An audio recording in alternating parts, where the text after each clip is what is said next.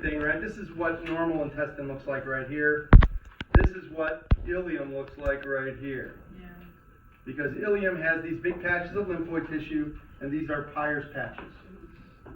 And they function, in your lymphatic system to protect your small intestine against bacteria from the large intestine. But you'd get this kind of an image, right? That would be that would be a, I'd be surprised if this picture wasn't on the front, right? This slide wasn't on the front. And let me look around. Let me go way back now to how much earlier chapter? Oh no, maybe not earlier. Lymphoid tissue looks like lymphoid tissue looks like lymphoid tissue. So here is a spleen.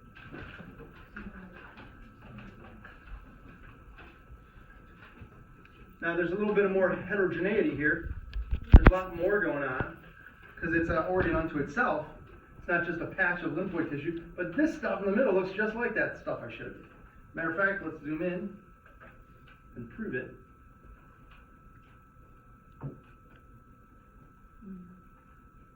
Looks the same, right?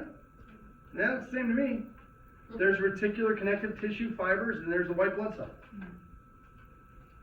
So this right here is the spleen, and you're not going to have the option to pan around on it. You're not going to be able to look around, but because these spleen slides are they look different than the lymph node slides. When you get in there, you'll see. But look for this that sort of appearance, right? Those little spots and specks that are in the background. That kind of clues you in that you're lymphoid tissue. And then if it's a slide, you've only got three options. You've got a lymph node, a spleen, or Peyer's patches. If it's Peyer's patches, you'll see the whole picture, so that's eliminated. With the lymph node, you're going to see a layering. So you're going to see outside capsule, cortex, medulla. So if you can recognize the layering effect of the lymph node, the intestine appearance of the Peyer's patches, then the only thing this can be is the spleen, which it is. So that's how you kind of reduce the number of options, right? So yeah, rule out, thank you. The process of elimination will get that for you. But let's go back to something we're more familiar with and see if you know what it is. See, now you guys aren't putting this in, so it's a different story, right? When you don't put it in yourself.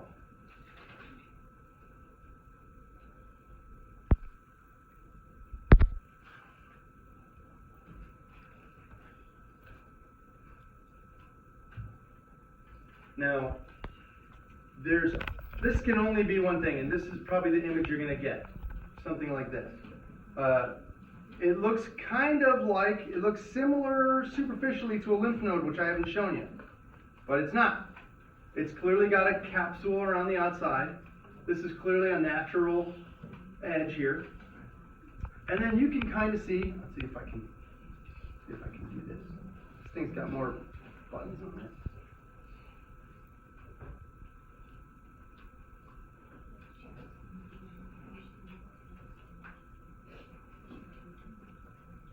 So you can kind of see a difference between the outside of this, the outside layer here, and then this inside layer. They look significantly different. You see that? This is like packed in stuff, and then it gets kind of real loosey-goosey in here. So you've definitely got a capsule, an outer layer, and an inner layer. What have we looked at that has that? The adrenal gland, right? So if you can get that sort of gestalt, which is sort of like the overall, image, like the sort of,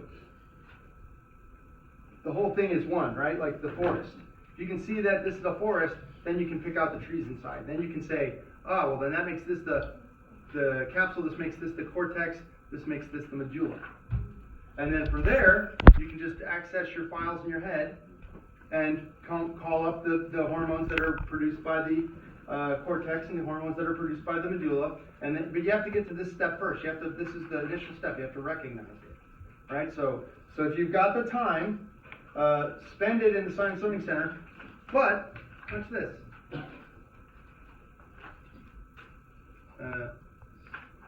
Here's a magic term that you always want to put in. If you want to see slides on the internet, adrenal gland histology.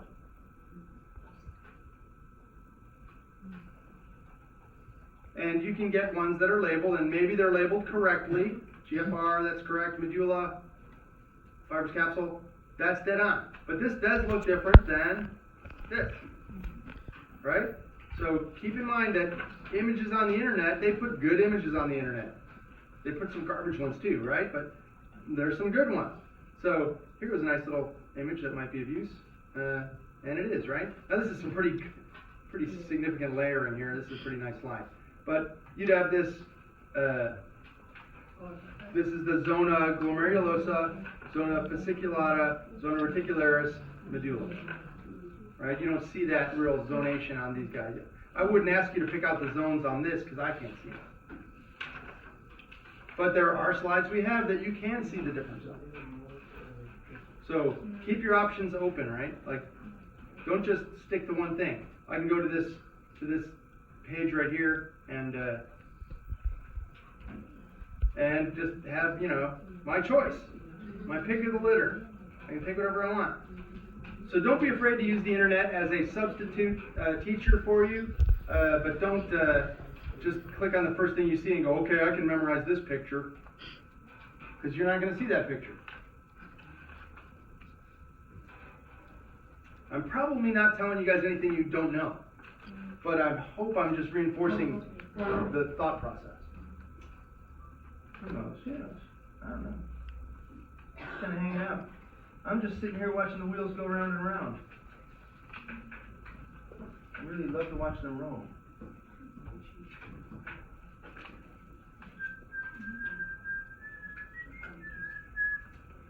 No brainer. I hope. There's nothing that looks like that except for a sliced open testis. Sounds gross. There's some, bet you didn't know you had fat testes. My testes aren't cool. There's a big boom. That was not an intentional thing. Alright. What are these things?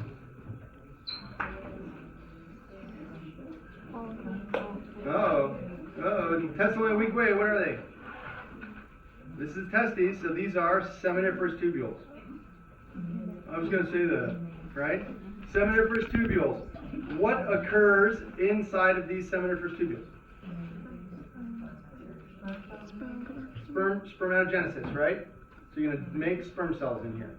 What occurs in these cells in between? Production of testosterone. Mainly production of testosterone. So testes, like the pancreas, like the ovaries, have an endocrine function and then effectively an exocrine function. They squeeze stuff out through ducts. So sperm cells and the semen are exocrine. The testosterone is endocrine.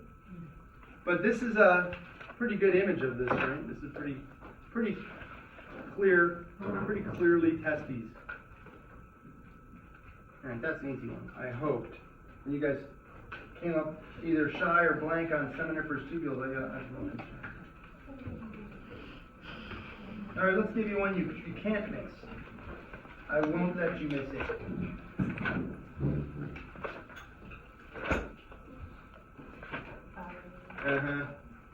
That one's easy, right? Now, can you see how, I can kind of put myself in somebody's shoes that hasn't looked at these enough. So if I had not looked at these enough, I might only see these circular formations, like these round objects scattered across the field, which looks kind of like, but not really, you just saw the testes. There's round objects scattered about the field in the testes, right? But they really, upon further examination, don't look anything like each other. So, but I've seen answers you wouldn't believe. I've seen people say that blood in ANP1, I've seen them say blood was bone. I've seen them say that this is the testes in ANP2. So, you guys are here at the review. You're probably pretty aggressively proactive students, I would assume. The other option is that you're here hoping I'll give you all the secrets of the AMP2 test and you'll suddenly walk out of here with all the knowledge. But I'm assuming most of you ain't that. So, most of you guys have probably looked at this stuff and you can recognize the difference between this and testing. So now all we gotta do is break down this. So, and we can do this like you eat elephant, right? You want to do it slow. You want to get elephant indigestion.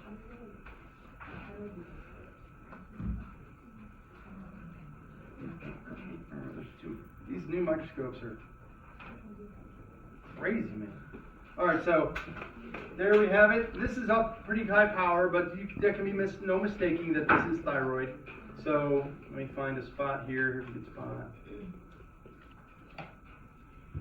So, if the question is, name, so the pointer, you see the pointer, right? Mm-hmm. The question is, name this material. Colloid. Yeah, colloid, right? Or colloid. If I said, name this chamber or container, the follicle. The follicle is the container, the colloid is the stuff that fills it. What occurs here? You could say storage and or manufacture, because it's definitely partially synthesized in here. Name these cells. Follicular. Not parafollicular. These are follicular cells because they make the follicle up. They form the follicle. And these guys also synthesize T3, T4, thyroid globulin, thyroid hormone, whatever. Which makes these guys that are kind of hanging out by themselves, these are parafollicular cells, and they have a very specific, very different job. Produce or synthesize or whatever calcitonin, and then you access your files. What does calcitonin do? Is there an antagonist to this hormone, etc.? All the kind of ancillary questions, tangential questions that you can spin off of that. If you guys want to see the power of 1,000 suns. If I'm going to show you this guy, you're definitely going to get it in context with this guy. So this is the parathyroid gland. Parathyroid and thyroid are different glands. I've had a couple on my quizzes. I had some people say the parathyroid thyroid gland. Doesn't make any sense. And I didn't have it like this. I had named the thing under the pointer, like this thing. They call it the parathyroid thyroid. So no, it's just the parathyroid gland. There's some cell types in there that you have to know. Chief cells. And what do they make? PTH. PTH in grown-up language? Right.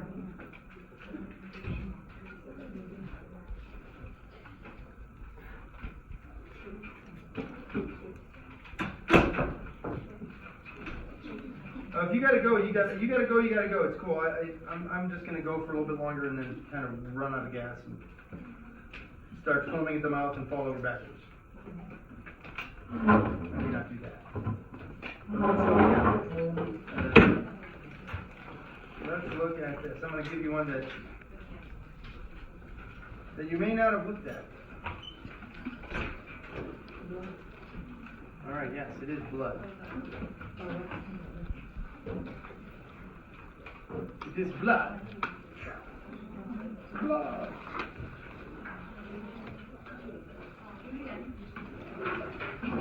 Enhancing. All right.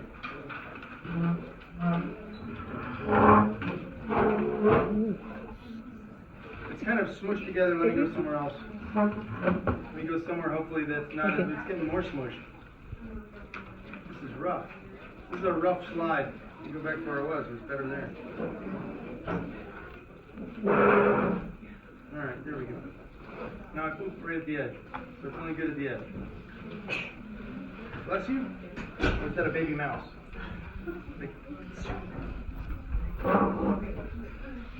All right. Now this slide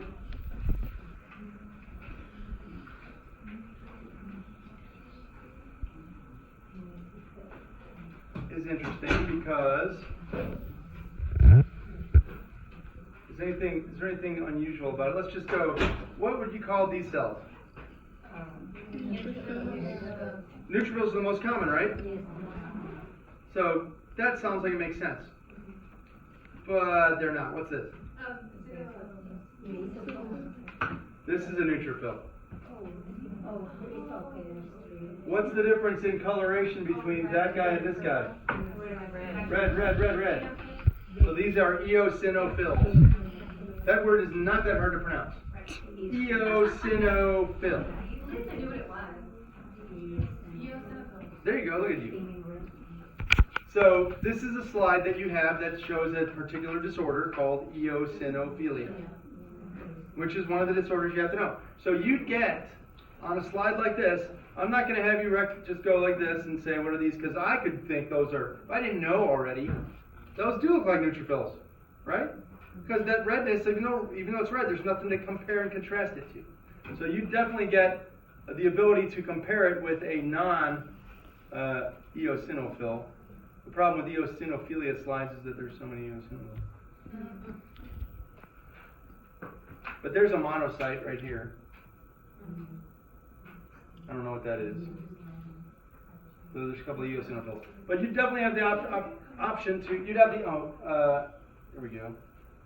There's a couple of neutrophils that are a little rough looking. This one, and I think that one. But you can definitely see the red tint by comparison. So, but you could be asked what kind of cell that is or whatever.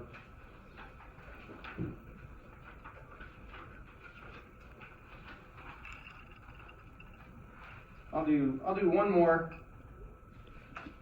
This is not, like I said, you're not going to learn anything new here, but I just want you to get reacquainted.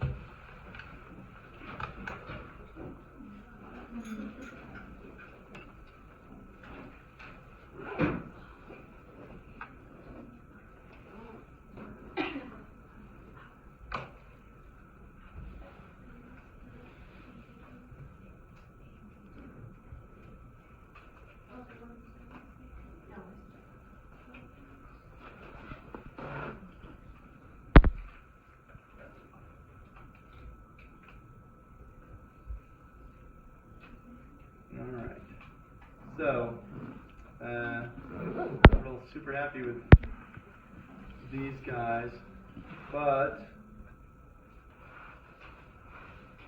yeah, this one's not that great. I can see something up here. And for the arteries and veins on a slide like this, you definitely want context. So, if you see something with well, by the way, so here's a question. Name the tissue type. Simple squamous epithelium, right? Name the layer. Yep, you could say tunica intima. You could technically say endothelium and you'd get away with it, right? You could say either, but if I said name the tunic, definitely tunica intima. If I said, name the name of that layer, you could throw endothelium on there. Then I could, is this right now? So then that means that this guy, name the tissue type. Smooth muscle. Name the tunic. Tunic medium. And then this stuff out here, you can say collagen fibers, you can say this is an arterial, so, dense irregular connective tissue would be fine. And you could tell, what's the difference between an artery and a vein? How do you tell right off the bat? I heard arteries are circular and veins are squished. Not always. Not always. Yeah, specifically this layer, the tunica media. And so